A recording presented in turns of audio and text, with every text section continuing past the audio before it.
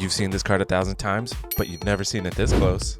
Today we're going to be taking a look at all of the details that separate a $350 Zard from an $18,000 one. Right here we have some Edgewear exposing the inner card layer. What?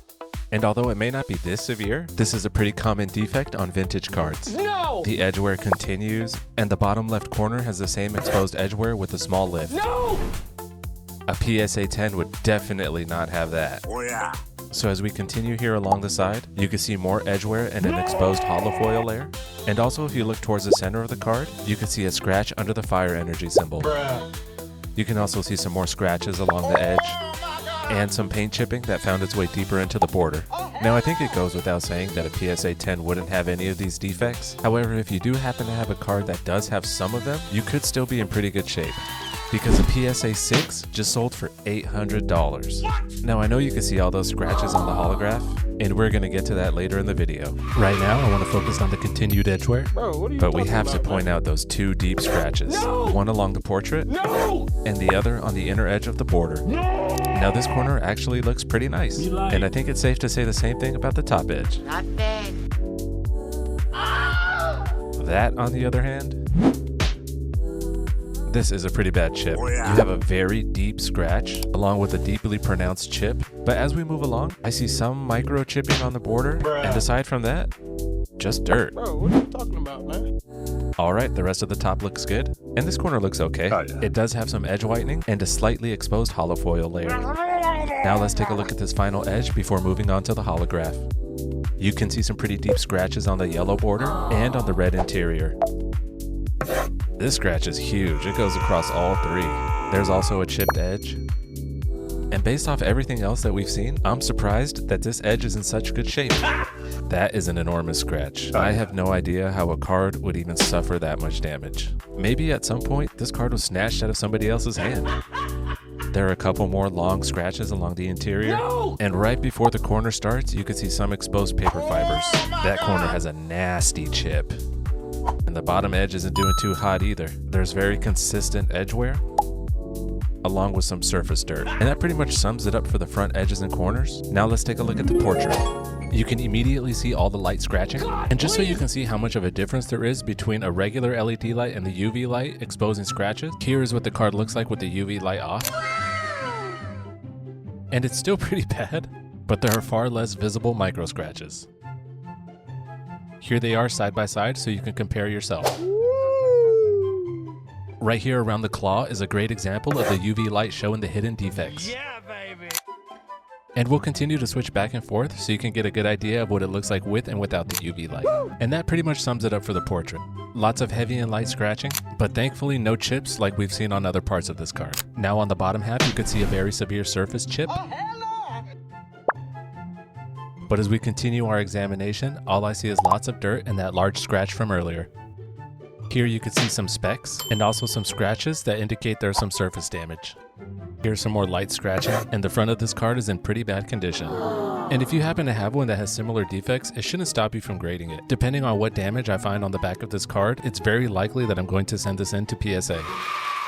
That takes care of the front, now let's move on to the back. Goodness gracious. Let's take a closer look. We have heavy whitening with significant loss to the top layer, but that's still not enough to stop us from sending it in. Let's continue. We have some whitening and cracks in the paint that extend all the way from the edge to the interior border. But at least there are no large creases that are visible on both sides, because if there were, PSA would count that as structural damage, and that would automatically limit the maximum grade this card can get to a PSA 5. Here's some more severe edge whitening and damage to the top layer. And when you get up this close, you can see all those tiny micro scratches and exposed paper fibers. Pretty cool to look at, but not good for the overall grade. Now right here the edge damage continues. You can see quite a bit more scratching to the interior portrait, but at least the color is nice and vibrant and has avoided UV damage and fading. Good lord. Let's take a closer look. You have paper fibers pointing every which way, many spots where the paint has chipped, and that defect continues as we move along the bottom edge. Don't worry about that, or that. Those are just little tiny hairs that have managed to find their way into the spotlight.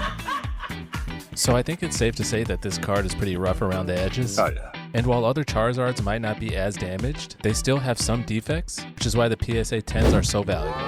And even more rare than a PSA 10 are the BGS 10 black labels, which fetches the highest premium from collectors. Back to this battle-tested Charizard. We have a pretty bad edge lift, some more edge whitening, and a little bit of dust. Bro, what are you talking Now, about, as you man? expected, there's more edge whitening, but the one defect I haven't spotted on this card is roller lines. Unless they were hidden behind all the scratches, this card somehow managed to make it out of the factory without any damage. Now all of this looks pretty similar, so let's take a closer look and see what else we can find. You can see all those little specks where the paint is missing. Lots of tiny micro scratches, and you can even see all the layered pixels from the interior art. There's a pretty big chip, and just in case you're wondering, I'm still planning on sending this in. Now you may think that there's no point, and while that's true in most cases, even in low grades, base set Charizards sell for a lot of money. Now right here, there's kind of a nice spot in the edge where the damage doesn't seem too apparent. Well, there goes that. There's a huge paint chip with an even bigger scratch that goes into the border. Compared to the rest, this corner looks okay. So let's take a closer look. Just a little bit of edge whitening, and lots of paint chips in the interior border. You can see some big scratches between the portrait and the edge. Also a little bit of paint fading. Right here you can see some dust. And this edgewear and border scratching pretty much continues along the rest of the edge. And that pretty much sums it up. Now let's take a look at the rest of the surface with the black light. And you can immediately see a large scratch going down the center. Here you can see quite a bit more surface scratches. However, this midsection of the card actually looks pretty good. Yeah, baby. I don't see any large or small paint chips like we did on the front, or any deep scratches. No roller lines are showing up, and that's a good sign because when we see them, they usually pop up here around the P. Moving along to the center, and it's looking pretty good. Gotta say, I'm pretty happy with how that portion of the card looked. Now let's start at the top and move along the other half, and when we're finished, I'll give you Goom's grade. So compared to the back of this card, the front was really beat up. But believe it or not, it could get worse. Now if it wasn't for those two very large surface chips, I would actually put this card around a 5, but considering everything, I'm gonna have to give it a final grade of a 3, giving it an estimated value of $349.